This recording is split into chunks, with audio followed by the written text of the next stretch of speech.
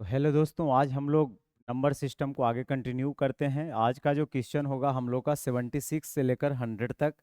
इसके पहले number system का 3 वीडियो अपलोड किया गया है, जिसमें 25-25 क्वेश्चन का, और ये टोटल रेलवे में पूछा गया सारे क्वेश्चन का कलेक्शन है। यहाँ लिखा भी गया है थंबनेल में, रेलवे ऑल एग्जाम्स के लिए एक बुक है जिसका नाम है पिनाइकल। इसमें रेलवे 6200 प्लस TCS MCQ है, और इसमें टोटल जो है हम लोग कंप्लीट करने वाले हैं। तो नंबर सिस्टम अभी चल रहा है और नंबर सिस्टम को ही आगे कंटिन्यू करते हैं। तो चलिए, आज का पहला सवाल ये रहा। कहता एक संख्या के दोगुने और 52 के तिगुने का योगफल 342 से। पहले इतना पढ़िए। मान लिया जाए कि कोई नंबर है, तो कोई नंबर का कितना गुना एक संख्या के दुगने और 52 52 के तिगुने का योग जो है 342 के बराबर है। फिर हमसे आगे पूछा जा रहा है कि संख्या के 4 गुने और 52 के दोगुने का योगफल ज्ञात कीजिए। बस छोटा सा सवाल है, केवल आपके माइंड को वो टेस्ट कर रहा है। अब आप करिए क्या, 52 52 या कितना होता है 156। तो 156 जो है उधर जाके घट जाएगा। 156 आप जैसे ही घटाइएगा तो 12 में 6 जाएगा 6, और ये 13 में से 5 जाएगा 8, यानी कितना आ जाएगा 186 आ जाएगा। तो 2n का वैल्यू 186 आ गया। अब हमसे पूछ रहा है संख्या के 4 गुने और 52 के दोगुने का योग, यानी संख्या जो माने हैं उसका 4 गुना, अब 52 के 2 गुने, इसको जोड़ेंगे तो क्या आएगा।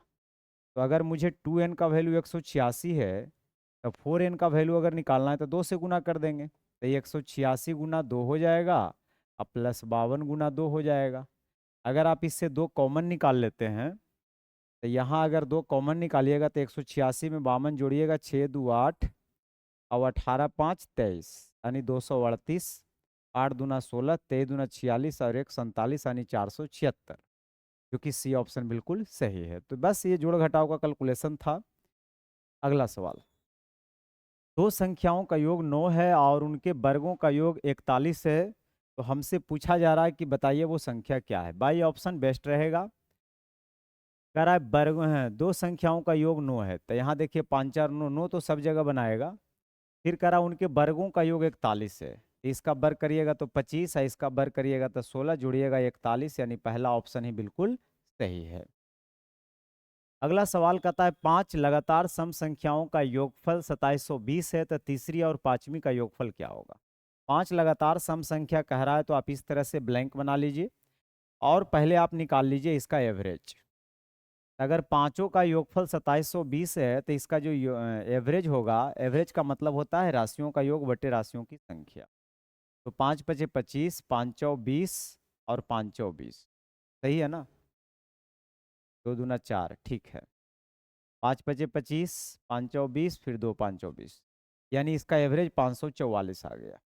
अगर इसका एवरेज 544 आ गया, तो कह रहा है तीसरी और पांचवी संख्या का योगफल। तो तीसरी संख्या तो हमारा यही है 546, और कह रहा है पांचवी संख्या, तो इसके जस्ट बाद वाला इवन कौन होगा, इससे 2 ज्यादा, यानी 546। अब अगर जोड़िएगा दोनों को, 6 4 10, और चौवन चौवन 108, 1 109, यानी 1090।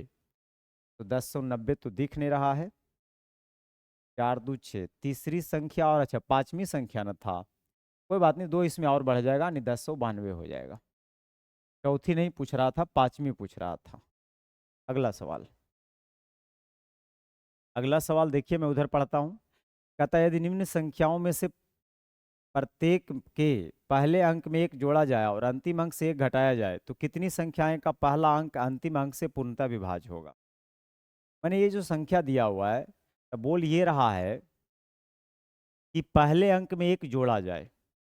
पहला अंक ये है, ये सब में क्या करना है, एक जोड़ना है। ये सब में एक आपको क्या करना है, जोड़ना है। तो पहले अंक में एक जोड़ा जाए और बाद वाले अंक में आओ, पहले अंक में एक जोड़ा जाए और अंतिम अंक से एक घटाया जाए, और अंतिम अंक से एक घटाइएगा। अगर यहाँ जोड़िएगा एक, तो ये 3 आ जाएगा, और अंतिम में एक जोड़िएगा तो 2 1 3 आ जाएगा। तो ये बिल्कुल विभाज्य है, इसमें कोई दिक्कत वाली बात नहीं है। यहाँ एक जोड़िएगा तो 7 आएगा, और अंतिम में क्या करिएगा, एक घटाइएगा, अंतिम एक घटाना था ना, तो यहाँ एक आएगा। तो अंतिम एक घटाइएगा तो ये आ जाएगा कितना, 6। इससे नहीं कट रहा है तो ये आपका नहीं होगा। फिर एक जोड़ेंगे तो कितना आ जाएगा, 9। एक घटाएंगे तो 3, हाँ इससे भी कट जाएगा। फिर एक जोड़ेंगे तो 3, एक घटाएंगे तो 3, यहाँ भी सही हो रहा है। फिर अगर देखा जाए, एक जोड़ेंगे तो 7, घटाएंगे नहीं कटेगा। एक जोड़ेंगे तो 3, एक घटाएंगे तो नहीं, ये भी नहीं कटेगा। एक जोड़ेंगे तो 9, एक घटाएंगे तो 4, ये भी नहीं कटेगा। तो टिक मैंने कितना पे लगाया, 3 नंबर पे लगाया। यानी ऐसा ऑपरेशन करने से 3 नंबर जो है सेटिस्फाइड करेगा इस कंडीशन को। तो आपका ऑप्शन कौन सा हो जाएगा, सी ऑप्शन हो जाएगा। अगला सवाल आगे कहता है कि यदि संख्या जो दिया गया है इसके अंक को 9 घटा दिया जाए तो बनने वाले नई संख्या में कितना सम होगा। प्रत्येक अंक को 9 में से घटा दिया जाए, प्रत्येक अंक को 9 में से घटा दिया जाए। तो 9 में अगर घटाइएगा तो 9 में से 7 जाएगा 2, और 9 में से 2 जाएगा तो कितना, 7। 9 में से 5 जाएगा 4, 9 में से 1 जाएगा 8, 9 में से 4 जाएगा 5, 9 में से 3 जाएगा 6, 9 में से 6 जाएगा 3, 9 में से 8 जाएगा 1। तो ऐसा करने से कितने सम अंक बनेंगे, तो सम अंक कितना बना, 1 2 3 4, यानी 4 जो है इसमें सम अंक बनेगा। अगला सवाल, ये संख्या में प्रत्येक को बाएं से दाएं आरोही क्रम में व्यवस्थित किया जाए तो मूल संख्या की तुलना में कितने अंकों की स्थिति बदल जाएगी। यानी बोल ये रहा है कि प्रत्येक अंक को बाएं से दाएं आरोही क्रम में व्यवस्थित किया जाए, यानी लेफ्ट से राइट आरोही क्रम में अगर व्यवस्थित करेंगे तो आप पहले करिए क्या, इसको हल्के में नहीं लेना, ये गलती भी करा सकता है। समझिए पहले, जैसे ये नंबर लिखा हुआ है, क्या लिखा हुआ है, 3 5 4 6 9 8 3 2 9। अब ये हमसे बोल रहा है कि बाएं से दाएं हमें आरोही क्रम में यानी बढ़ते हुए क्रम में लिखना है। अब बढ़ते हुए क्रम में लिखना है तो सबसे पहले छोटा से शुरुआत करिए, यानी कौन लिखाएगा, 2। फिर इससे बड़ा कौन है, 3, और 3 यहाँ भी है तो फिर से 3 लिखिए। और फिर देखिए 3 के बाद होता है 4, 3 और नहीं है रिपीट, नहीं तो यहाँ 4 लिखिए। 4 और रिपीट नहीं है तो यहाँ 5 लिख दीजिए। 5 के बाद क्या करिए, यहाँ पे 6 लिख दीजिए। और 6 के बाद आप क्या कर सकते हैं, यहाँ 8 लिख दीजिए, और डबल 9 है तो ऐसे लिख दीजिए। अब आपको यहाँ देखना है कि कितने अंकों की स्थिति नहीं बदला, ये आपको चेक करके बताना है। मैंने इस तरह से, इस तरह से, मैं इस तरह से आपको हाईलाइट कर दिया। हाँ, कितने अंकों की स्थिति नहीं बदला, तो 3 2 ये तो बदल गया, 5 3 बदल गया, 4 3 बदल गया, बदल गया, बदल गया। हाँ, एक का नहीं बदला, 9 का 9 रह गया। यानी केवल जो है, तो कह रहा है तुलना में कितने अंकों की स्थिति बदल जाएगी, मूल संख्या की तुलना में कितने अंकों की स्थिति बदल जाएगी। तो केवल एक का स्थिति नहीं बदलेगा, बाकी सब का बदल जाएगा। तो बताइए इसमें अंक था कितना, 2 4 6 8, एक 9 था, तो 9 अंक था जिसमें एक का नहीं बदलेगा, बाकी सब का बदल जाएगा। यानी हो जाएगा आपका सवाल का उत्तर 8। अगला सवाल कह रहा है 6 22 अगर सहअभाज्य संख्याओं का जोड़ा है और बाई एक प्राकृत संख्या जो 20 से अधिक नहीं है तो बाई के कितने संभावित मान हो सकते हैं। 6 22 जो है ये को प्राइम है, मतलब इसमें कोई भी कॉमन फैक्टर नहीं होना चाहिए। और बाई का वैल्यू को आपको 20 के नीचे रखना है, 20 से अधिक नहीं हो सकता है, मतलब 20 के बराबर रखिए, या तो आपको 20 से क्या करना है, छोटा रखना है, 20 से आपको छोटा रखना है। यानी 20 तक आप ले जाइए बाई का वैल्यू, कोई दिक्कत नहीं है। क्या क्या रख सकते हैं जिसमें कॉमन ना बने, एक रख सकते हैं, बिल्कुल रख सकते हैं। एक छो में एक के अलावा कोई भी कॉमन फैक्टर नहीं है, ये भी रख सकते हैं। दो नहीं रख सकते हैं क्योंकि 2 6 से कट जाएगा, 3 भी नहीं, 4, 4 6 में कॉमन आ जाएगा 2, एचसीएफ बनने हो पाएगा। 5 रख सकते हैं, 6 नहीं, 7 8 9 10, 10 भी नहीं रख सकते हैं, 11 रख सकते हैं, 12 13 रख सकते हैं।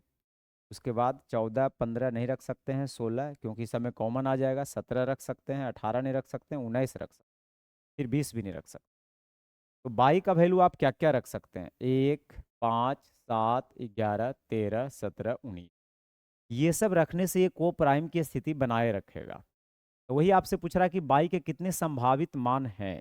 तो यहाँ देखिए 2 4 6 और एक 7, यानी बाई के टोटल 7 जो है इसके संभावित मान है।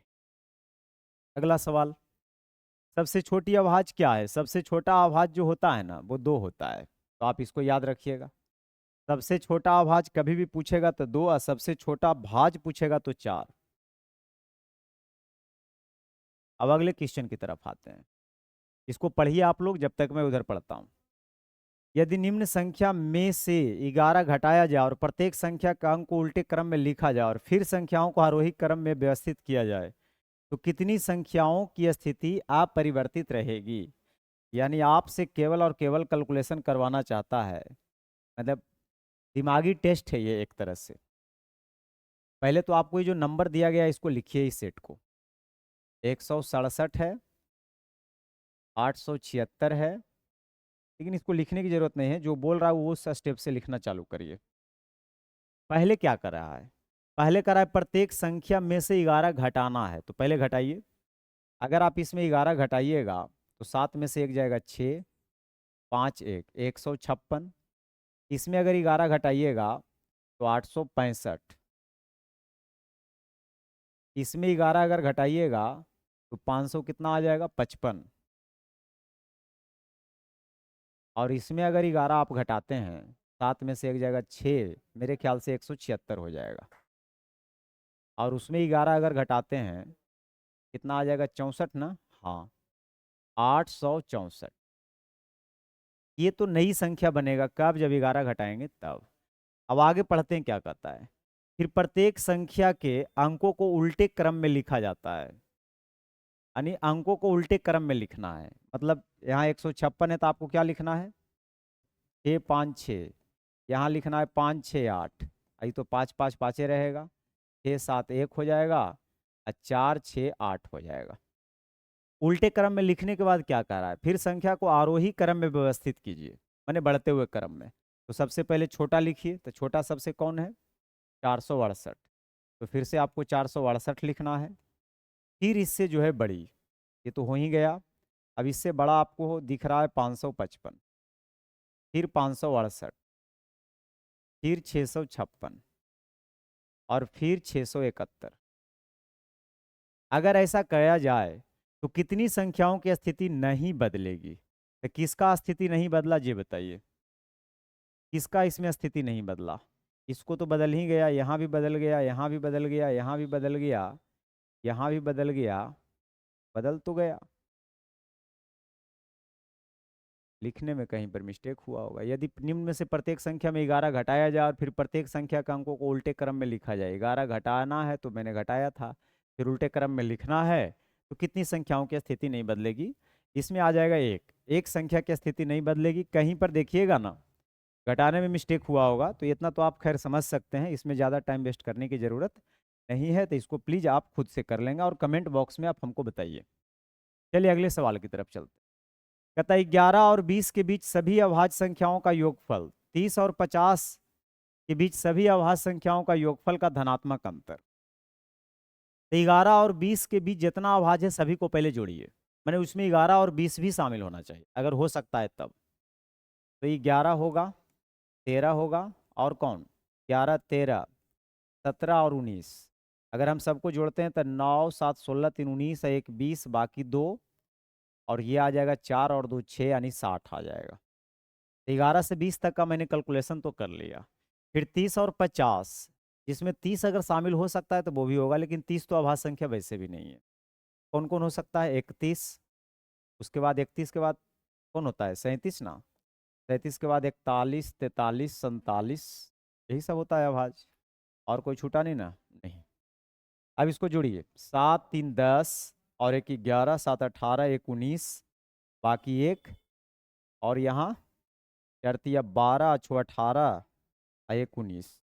देखिएगा कैलकुलेशन अगर कहीं नहीं मिस्टेक रहेगा तो फिर इससे आ जाएगा। तो अगर घटाते हैं तो ये 9 हो जाएगा, और 9 में 6 हो जाएगा 3 और 1, 139 बना रहा है। इसका मतलब मैं कैलकुलेशन बिल्कुल सही किया।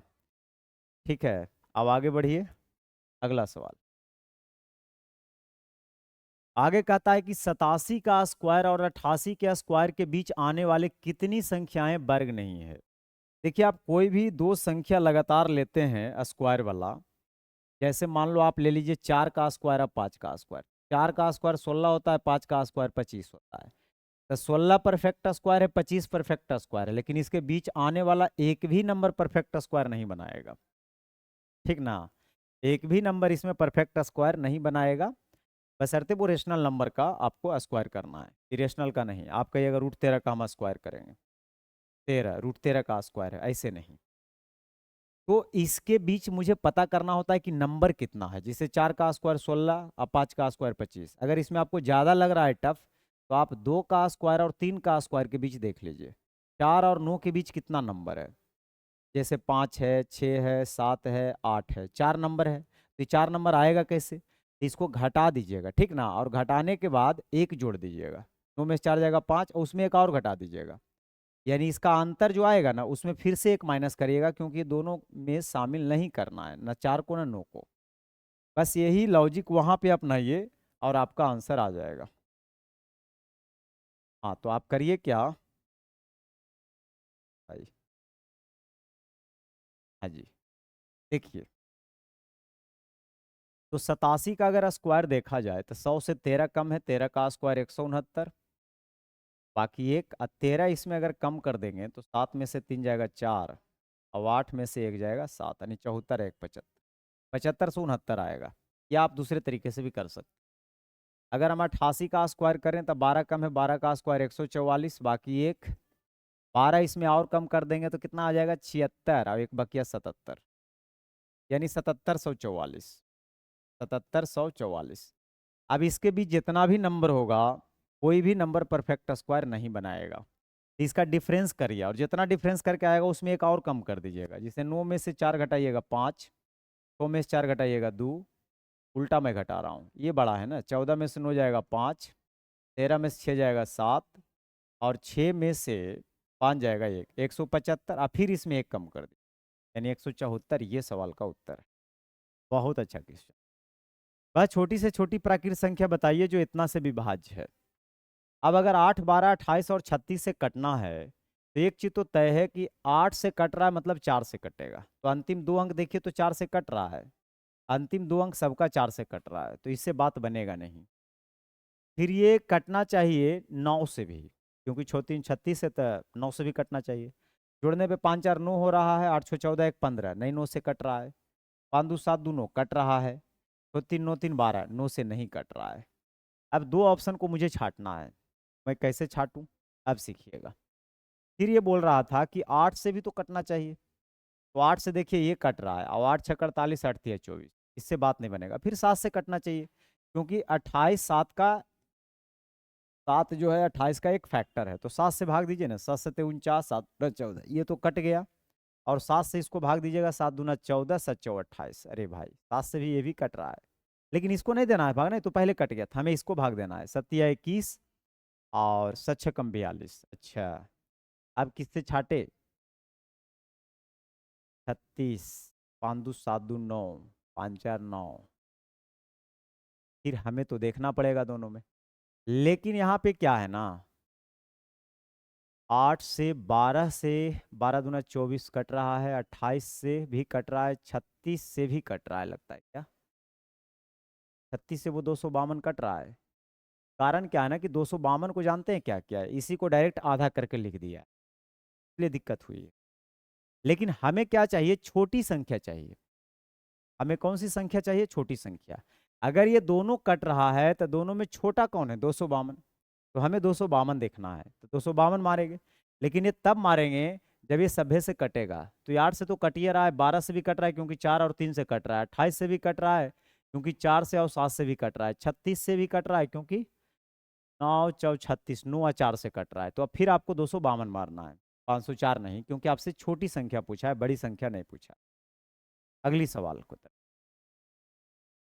दो अंकों की संख्या के अंकों का योग 12 है, इन अंकों के स्थान आपस में बदलने पर प्राप्त संख्या नई संख्या से 18 अधिक होता है, तो संख्या क्या है। देखिए, पहली तो बात यह है कि संख्या का अंतर अगर 18 दे रखा है तो इसको 9 से भाग दे दीजिए, 2 बार में कटेगा। कोई भी 2 अंकों वाली संख्या और उसको पलटने से बनने वाली नई संख्या, उसका डिफरेंस हमेशा 9 से कटता है, और जितना बार में कटेगा वो अंकों का अंतर आएगा। अंकों का अंतर यहां से मुझे पता चल गया 2 आएगा, तो 2 किस में आ रहा है, इसमें तो आ नहीं रहा है, इसमें आ रहा है, इसमें नहीं आ रहा है, इसमें नहीं आ रहा है, तो एक ही स्टेटमेंट पढ़ने से क्या हो गया, आंसर हो। फिर बोल रहा था, अगर आप और पढ़ना चाहते हैं तो इस तरह से समझ सकते हैं कि अंकों का योगफल 12 है, तो इसमें बिल्कुल 7 5 12 हो रहा है।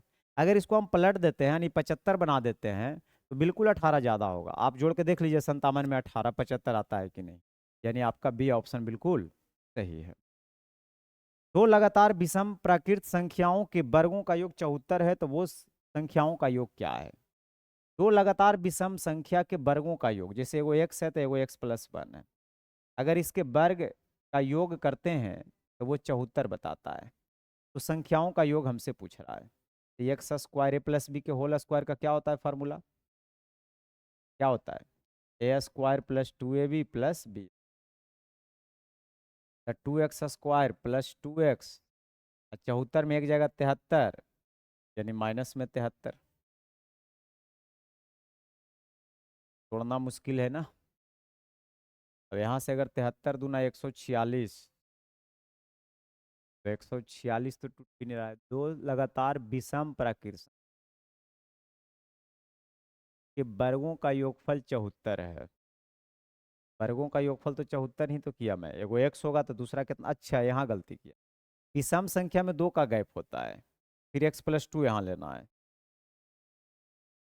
विषम संख्या हो या सम संख्या हो, आगे जाना होता है तो 2 ऐड करना होता है। तो x² a प्लस बी के whole square, a² plus 2ab यानी 4x प्लस b² यानी 4, और ये 74 है। ठीक है, अब इसको सोल्व करना नहीं है, मैं सोल्व करने के लिए केवल ऐसा ही बता रहा हूँ आपको, मैं डायरेक्ट बताऊंगा, रुको अभी। ये 70 आएगा, दो कॉमन लेकर उड़ा दीजिएगा तो x² प्लस 2x बराबर 35, यानी x² प्लस 2x माइनस 35 बराबर 0। 35 को तोड़िए, 7 बचे 35, यानी 7 और -5 से टूटेगा। प्लस वाला 7 तो होगा नहीं, क्योंकि प्लस में इधर आके माइनस हो जाएगा, माइनस में 5 इधर आके प्लस में, x का वैल्यू 5 होगा। तो एक संख्या 5 होगा तो दूसरा संख्या 7 होगा। अब कह रहा दोनों का योग, यानी 7 5 12, लेकिन आपको इतना बिल्कुल नहीं करना है, ये सरासर गलत बात है। एग्जाम के टाइम में इसको करिए, आप हिट एंड ट्रायल से करिए। सोचिए, लगातार विषम को जोड़ने पे 74 आना चाहिए, तो लगातार जोड़ना चालू कर दीजिए। ये 3 5 होता है तो 3 का स्क्वायर 9, 5 का स्क्वायर 25, नहीं हो रहा है तो फिर 3 5 से नहीं हो रहा है तो 5 7 से चेक करिए, 25 और 49 हो गया 74, तो भी 5 7 आंसर हो गया। तो हमें इस तरह से करना है, ये ना कि पूरा सोल्व करने लग जाइए। अगला क्वेश्चन, दो अंकों वाली संख्या अपने अंकों के योगफल के ठीक 6 गुने के बराबर है। दो अंकों वाली संख्या जो है अपने अंकों के योगफल के ठीक 6 गुने के बराबर है, तथा मूल संख्या जेड और जेड के अंकों को उलटने पर प्राप्त नई संख्या का अंतर 9 है। देख रहे हैं, ये अंकों का अंतर दे रखा है, संख्याओं का अंतर, मतलब मूल संख्या और उसको पलटने से बनने वाली नई संख्या, दोनों का अंतर 9 है। तो 9 को 9 से डिवाइड करिएगा तो 1 आएगा, और 1 इसकी संख्या के अंकों के अंतर को रिप्रेजेंट करता है। समझ रहे हैं? अब इसमें ये बोल रहा है कि तो जेड का वैल्यू क्या होगा, मतलब नंबर आपसे पूछा जा रहा है, तो पहले तो अंकों का अंतर 1 आना चाहिए। तो 1 यहाँ भी आ रहा है, 1 यहाँ भी आ रहा है, 1 यहाँ नहीं आ रहा है, 1 यहाँ नहीं आ रहा है।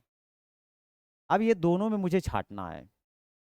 फिर बोल रहा था कि अगर ये दोनों में मुझे ऑप्शन से चलना है, तो कह रहा है कि दो अंकों वाली जो संख्या है अपने अंकों के योगफल के ठीक 6 गुने के बराबर है। तो अंकों का योग यहाँ करिएगा तब 5 4 9 होगा, और यहाँ करिएगा तब भी 5 4 9 होगा। अब 6 गुना कौन हो रहा है, ये हो रहा है, 9 6 54, ये तो गलत हो गया ना। तो आपका पहला ऑप्शन बिल्कुल सही है। अगर नंबर डायरेक्ट आपसे पूछता है ना, तो सबसे बढ़िया ऑप्शन है कि बेस्ट ऑप्शन से चल जाइए। अगला सवाल, किन्हीं दो संख्याओं के ठीक बाद आने वाली संख्याओं का योगफल 40 है और दी गई संख्याओं का अंतर 6 है, तो दी गई दोनों संख्याएं क्या है। देखिए सवाल क्या कैसे घुमा रहा है, कह रहा है कोई भी दो संख्याओं के ठीक बाद आने वाली संख्याओं का योगफल 40 है। कोई भी दो संख्या आप ले लीजिए, जैसे मान लिया जाए कि दो संख्या आप ले लेते हैं x और y, इसके बाद आने वाला, यानी इसके बाद x+1 होगा और इसके बाद y+1 होगा, और इसका योगफल कितना है, 40 है। तो यहाँ से x प्लस वाई आप निकालिएगा तो ये आ जाएगा 38 संख्याओं। फिर क्या कह रहा है, और दी गई दोनों संख्याओं का अंतर 6 है, और अगर यहाँ पे अंतर अगर 6 दे रखा है, तो कह रहा है दोनों संख्याएं बताइए। तो 2 का जोड़ है, 2 का घटाव है, पहला निकालना है जोड़ के आधा यानी 44 के आधा 22, दूसरा निकालना है घटा के आधा यानी कितना आ जाएगा, 8 में 6 जाएगा 2 यानी 32 के आधा 16, यानी वो 22 और 16 रहा होगा। 22 16 कौन सा ऑप्शन है, बी ऑप्शन। अगला सवाल, दो लगातार संख्याएं ऐसी है कि छोटी संख्या के 1/4 बड़ी संख्या के 5वें भाग से 3 अधिक। अब ऐसे बोल रहा है ना कि 1/4 और 5वां भाग, तो 5वां भाग मतलब 1/5 और चौथाई मतलब 1/4। तो संख्या आप कुछ ऐसा मानिए जो 5 और 4 दोनों से कट जाए, तो बेस्ट रहेगा कि संख्या मान लीजिए 20। अब कह रहा है कि छोटी संख्या का 1/4 बड़ी संख्या के 5वें भाग के बराबर है। दो संख्या, एक ही संख्या नहीं है, संख्या यहाँ पे क्या है, दो संख्या। तो मान लीजिए कि दो संख्या रहा होगा x और y, जिसमें x बड़ा होगा 22 से। अब ये बोल रहा है कि छोटी संख्या का 1/4 यानी y का 1/4 और बड़ी संख्या के 5वें भाग से, और बड़ी संख्या के 5वें भाग से कितना अधिक है, 3 अधिक है। पूछ रहा है कि बड़ी संख्या बताइए क्या होगा, लेकिन दो क्रमागत संख्या होना चाहिए। तो आप करिए क्या, एगो के अगर x मान लेते हैं फिलहाल, तो ये हमारा क्या हो जाएगा x+1, ठीक है, x+1।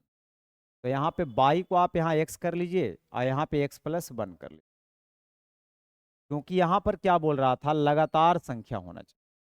संख्या कैसा होना चाहिए, लगातार। मतलब एगो के अगर x मान रहे हैं तो दूसरा को आपको मानना पड़ेगा x+1। अब ये बोल रहा है छोटी संख्या का 1/4, तो छोटा वाला x है, इसका 1/4, बड़ी वाली संख्या के 5वां भाग, बड़ी वाली संख्या का 5वां भाग, और दोनों का अंतर कितना दे रखा है 3। बस छोटा सा कैलकुलेशन आपसे करवाना चाह रहा है। तो यहाँ से आप 20 एलसीएम ले लीजिए, तो 4 पचे 20 यानी 5x, आई 4 बार में कटेगा तो माइनस का 4x और -4 हो जाएगा, क्योंकि ये ब्रैकेट है समझिए, तो इसके पहले माइनस है तो अंदर का साइन चेंज होगा। तो x बराबर 20 दिया 60 और 4 कितना हो जाएगा 64। तो ये कोई 64 होगा तो दूसरा 65 होगा, तो बड़ी संख्या पूछ रहा है तो 65 सवाल का उत्तर है। अगला सवाल, निम्नलिखित में से कौन कथन सही नहीं है, मतलब गलत कौन है। देख लेता हूं गलत कौन है। केवल 4 एक अंकीय अभाज्य संख्याएं हैं, चेक कर लीजिए, 2 है, 3 है, 5 है, 7 है, ये बिल्कुल सही है। और जो सही है उसको नहीं आंसर करना है। आप परिमित रूप से अनेक अभाज्य संख्याएं होती है, बिल्कुल सही बात है, अनगिनत अभाज्य संख्याएं हैं।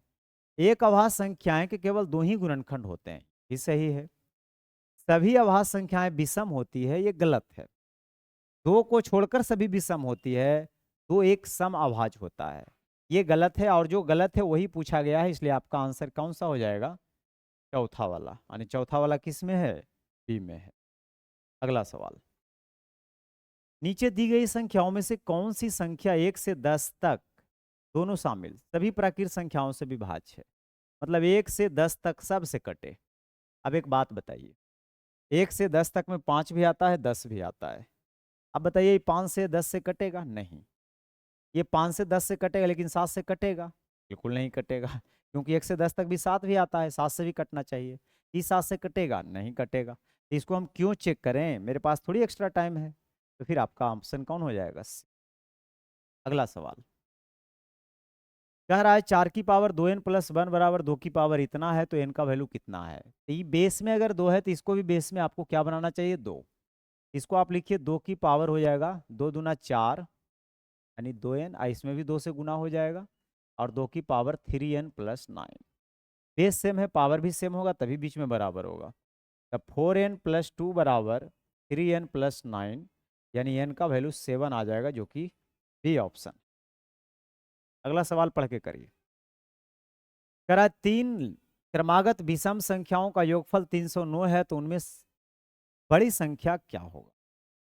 3 क्रमागत यानी लगातार, 3 लगातार विषम संख्याओं का योगफल अगर 309 है मेरे मित्र, तो जल्दी से इसका एवरेज निकाल लीजिए। 3 से भाग दीजिए, 103 आ जाएगा, यानी बीच वाला नंबर 103 रहा होगा। इसके जस्ट पहले वाला और कौन रहा होगा, 101, इसके जस्ट बाद वाला 105।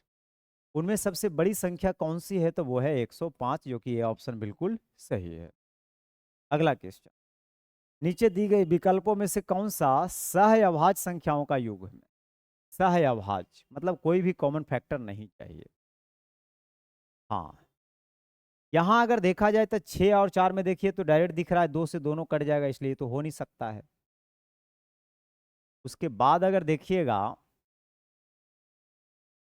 तो यहाँ पे ये हमको दिख रहा है 14 का स्क्वायर, और ये दिख रहा है 7 का क्यूब, और 14 7 में आपको 7 कॉमन आ जाएगा, तो ये तो हो नहीं सकता है, कॉमन नहीं आना चाहिए। उसके बाद ये 23 से कट रहा है, 23 गुना 7, आई कितना से कटेगा, 192 को तोड़िए, 96 दुना 192, 96 दुना 192 और 96 को फिर अगर तोड़ते रहेंगे तो मेरे ख्याल से 23 और 7 तो इसमें आएगा नहीं, तो फिर यही हो जाएगा को प्राइम, क्योंकि 23 और 7 है, तो 23 और 7 दोनों प्राइम है, और इसमें से कोई मेरे ख्याल से ना तो 23 से कटेगा ना तो 7 से कटेगा, कॉमन नहीं आ रहा तो फिर यही हो जाएगा, फिर उसको बी को चेक करने की जरूरत नहीं है। अगला सवाल, 2 अंकों वाली संख्याएं जो है 125 से विभाज्य है, 6 अंकों वाली संख्याएं, तो ऐसे कितनी 6 अंकों वाली संख्याएं है। अब 125 से कट रहा है, तो 125 से कटने का नियम आप जानते हैं कि नंबर क्या लिखा हुआ है उससे मतलब नहीं है, अंतिम 3 अंक से मतलब है, यानी यहाँ x है, y है, 5 है। अब 125 का आप टेबल पढ़िए, क्योंकि 125 से कटना है, तो यहाँ 125 हो सकता है, 125 का डबल करिए, 250 हो सकता है, फिर 200, 125 को 3 गुना पढ़िएगा 375 हो सकता है, लेकिन जानते हैं सवाल में क्या पूछ रहा है, 6 अंकों वाली संख्याएं 125 से विभाज्य है, ऐसी कितनी 6 अंकों वाली संख्याएं है। अच्छा, तो पूरा ही पूछ रहा है ना, लेकिन अंतिम में 5 चाहिए मेरे को, तो अंतिम में 5 चाहिए तो जीरो वाला तो नहीं इंक्लूड करेंगे ना, अंतिम में 5 ही चाहिए। फिर देखिए इसके बाद जीरो आ जाएगा, मतलब 125 अगर आप ऐड करिएगा तो कितना आ जाएगा जी, 500 आ जाएगा, 500 तो होगा नहीं क्योंकि लास्ट में जीरो आ जाएगा, फिर 675 आ जाएगा, हाँ तो 675 होगा, फिर जा करके 125 ऐड करिएगा तो कितना आ जाएगा, 25 ऐड करिएगा तो 800 आ जाएगा, तो 800 तो होगा नहीं, अब 800 में 125 ऐड करिएगा तो 925 आ जाएगा, हाँ 925 होगा, तो 1 2 3 4 ऐसी 4 संख्याएं संभव है। 99, पढ़िए क्या कह रहा है, कह रहा निम्न में से कौन 44 से पूर्णतः विभाज्य है। 44 से विभाज्य होने का मतलब जानते हैं, 4 और 11 दोनों से कटना चाहिए, तो पहली तो बात यह है कि 4 से सब कट रहा है, मुझे 11 से सिर्फ चेक करना, 11 से चेक करने का रूल होता है अल्टरनेट डिजिट को जोड़िए, मतलब इसको ऐसे जोड़िए, 5 1 6 6 3 9, और फिर बचा हुआ को जोड़िए, 5 2 7 2 9, 9 में 9 गया, जीरो आ रहा है, तो जीरो आ जाए तो 11 से कट्टे वाला आ जाए, ये बिल्कुल सही है। यहाँ पर जोड़िए, 5 1 6 6 4 10, और फिर बचा हुआ को जोड़िए, 5 2 7 8 15, 15 में 10 जाएगा 5, ये तो वैसे भी नहीं होगा, तो 1 7 और 4 11, और फिर बचा हुआ है 9 5 14 4 18, 18 और 11 का अंतर 11 से नहीं, यहाँ देखिए 6 1 7 और 9 16, और 9 5 14 2 16, हाँ यहाँ भी जीरो आ रहा है, आपका ए और डी दोनों सही है, तो ए और डी किस में लिखा है, बी में लिखा है ए और डी। आज का आखिरी सवाल जल्दी करिए, कह रहा है कि x बराबर अगर इतना है तो इससे किससे कटे, गुणनखंड कौन नहीं होगा, मतलब किससे नहीं कटेगा, इसमें पहले कॉमन लीजिए, 100 है, 101 है, 102 है, तो 100 कॉमन ले लीजिए, तो अगर आप 55 की पावर 100 कॉमन लेते हैं तो यहाँ पे 1 बचेगा, उससे डिवाइड करिएगा तो वहाँ 55 बचेगा, और वहाँ डबल 55, 55 की पावर 2, 55 की पावर 2 यानी लास्ट में 5 है तो 25 और 6 25 30, वह डायरेक्ट मैंने कर दिया। इसको अगर जोड़ते हैं हम तो 5 5 10 और 1 11, के बाद अगर देखा जाए 2 5 7 1 8, और फिर आ जाएगा 30, यानी 381।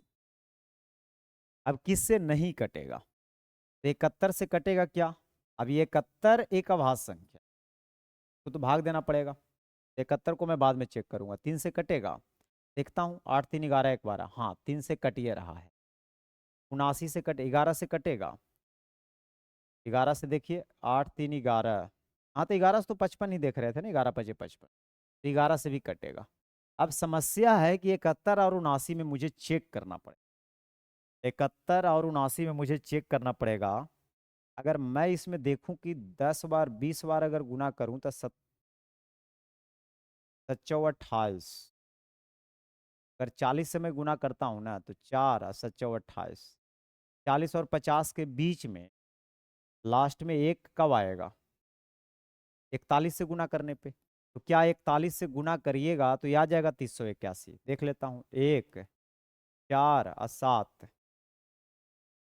कितना हो गया? 4 और 7 11 और 7 28 है 1 नहीं, फिर आगे एक आएगा तो फिर दिक्कत हो जाएगा। तो ये 71 भी नहीं हो रहा है, तो मेरे ख्याल से ये हो जाएगा 79। तो इसको थोड़ा सा चेक कर लीजिएगा, ठीक ना? ऐसे ज़्यादा चांस है कि 79 ही होना चाहिए, 71 कट गया। बस आज का आखिरी सवाल यहीं तक था। मिलते हैं अगले लेक्चर में, तो जल्दी से लाइक शेयर सब्सक्राइब कर दीजिए चैनल पर नए हैं तो। और मिलते हैं अगले लेक्चर में। बहुत बहुत धन्यवाद। ये शतक लगा यानी नंबर सिस्टम का। आगे का जो सॉल्यूशन होगा 101 से लेकर 125 तक का सॉल्यूशन होगा। फिर जैसा आप कहिएगा धीरे धीरे नंबर ऑफ क्वेश्चंस को बढ़ाते जाएंगे।